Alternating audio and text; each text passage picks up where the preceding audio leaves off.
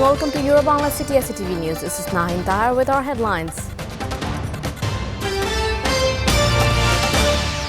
Prime Minister sought US investment in various potential sectors while addressing an executive business roundtable in New York. Bangladesh to get 71 lakh Pfizer and 18 lakh of Moderna vaccine as part of US donation, said State Minister for Foreign Affairs. Bangladesh Truck Covered Van Owners Association and Bangladesh Truck Driver Workers Federation withdrawn their strike.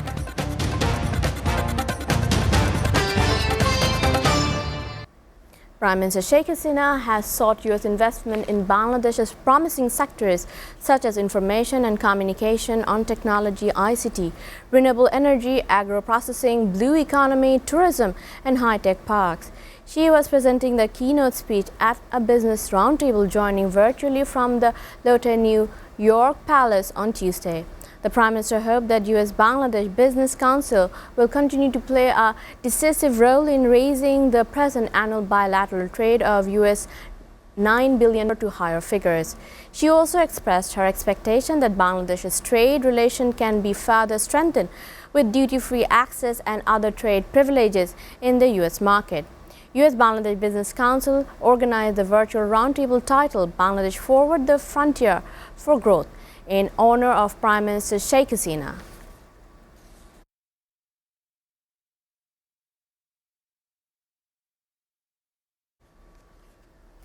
Bangladesh will get 71 lakh doses of Pfizer and 18 lakh of Moderna vaccine as part of US donation and regular supply under the COVAX facility, said State Minister for Foreign Affairs Mohammad Shahriar Alam.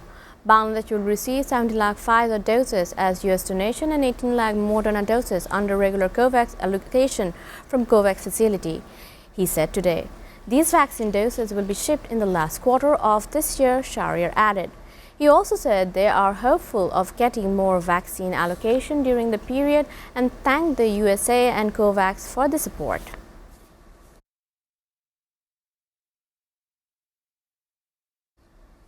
Truck Covered Van Owners and Workers strike withdrawn. Bangladesh Truck Covered Van Owners Association and Bangladesh Truck Driver Workers Federation have withdrawn their 72-hour nationwide strike.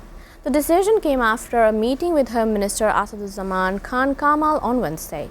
The two organizations started the work abstention at 6 a.m. on Tuesday to press home their 15-point demand. Good transportation to and from Chittagong port had come to a halt due to the strike.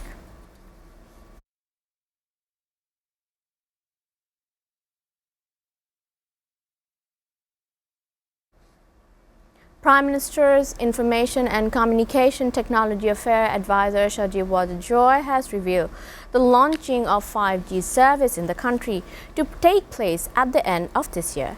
He said that at a business roundtable in New York. The government is pledged to bound to provide broadband internet to the last mile, he said, adding Bangladesh actually doesn't have a shortage of capacity and bandwidth. He continued that the challenges people face is the spectrum incapacity. Because of the population density, Bangladesh needs a lot of spectrum. Elsewhere across the world, US President Joe Biden doubled down on his calls for a sovereign and democratic Palestinian state on Tuesday during his speech to the UN General Assembly. US must seek a future of greater peace and security for all people of the Middle East, the president said, although he admitted that there is a long way to reach the goal of a state for Palestine. Biden said he continues to believe that a two-state solution is the best way to ensure Israel's future as a Jewish democratic state living in peace alongside a visible sovereign and democratic Palestinian state. Biden's comments coincided with the strong opposition in Washington over a bill to be passed by members of Congress, which included $1 billion for Israel's so-called Iron Dome. Meanwhile, several Democratic colleagues of Biden said they would not pass the bill if the allocations were included. It was further a sign of growing frustration among progressive lawmakers over the decade-long stance of U.S. support for Israel.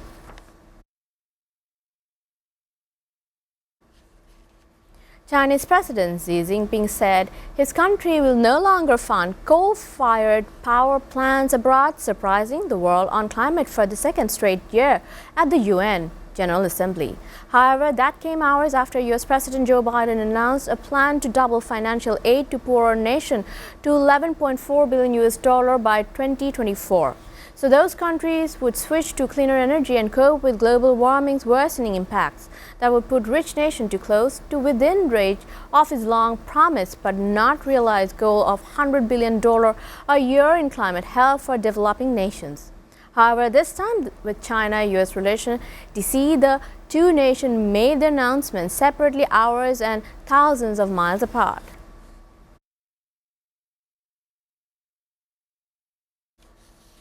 Another story from Biden's administration.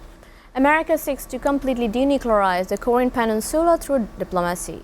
That's coming with Joe Biden in his first in-person remark as US President at the UN General Assembly. The Commander-in-Chief highlighted that his country seeks concrete progress towards a plan with tangible commitments that would increase stability on the peninsula in the wider region as well as improve the lives of people in North Korea. The remark follows U.S. Special Representative for North Korea, Sung Kim, repeatedly offering to meet with the regime anytime, anywhere without precondition. So far, no response from Pyongyang, which has stayed away from denuclearization talk with the states since early 2019. Biden also mentioned Washington will return to full compliance with the Iran nuclear deal should Tehran choose to do so.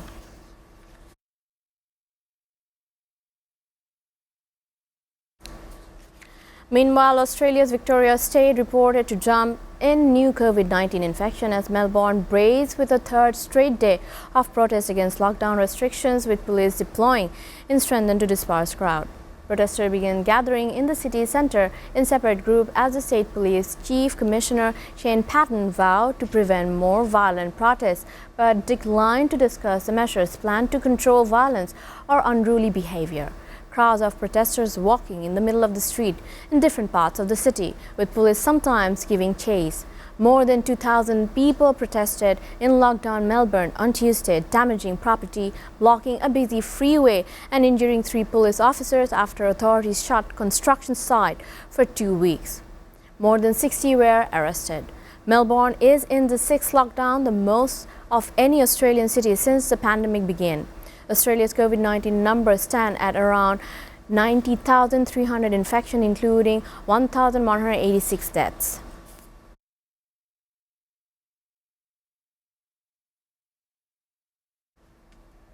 Leonardo da Vinci is one of the history's greatest artists and thinker.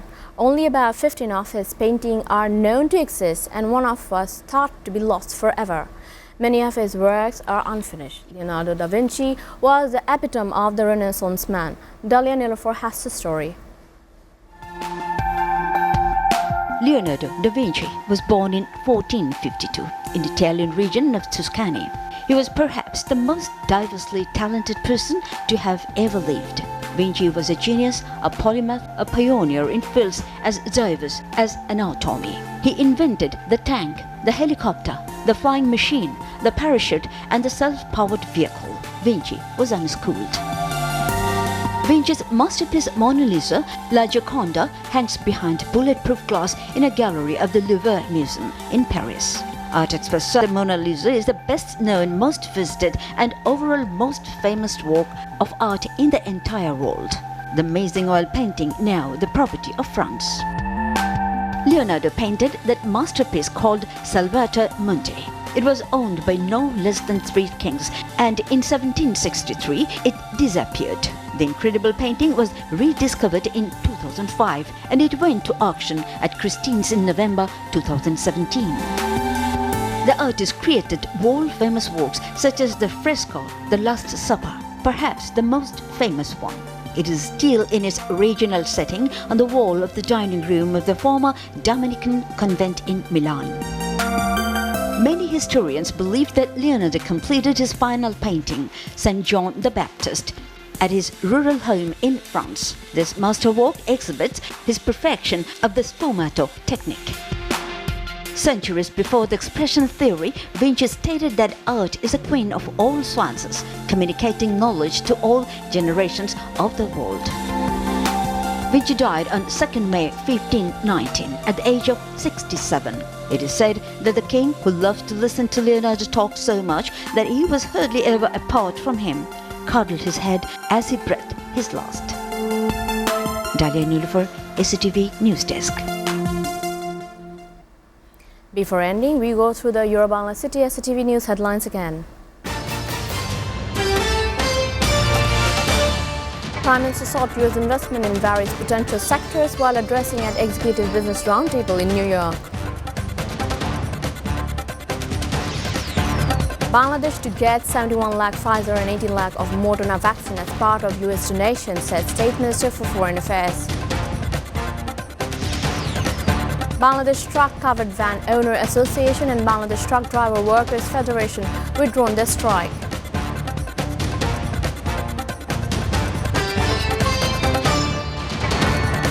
You're up to date with Bangla City SATV News, and to know the latest in SATV News, visit www.satv.tv. Stay with us.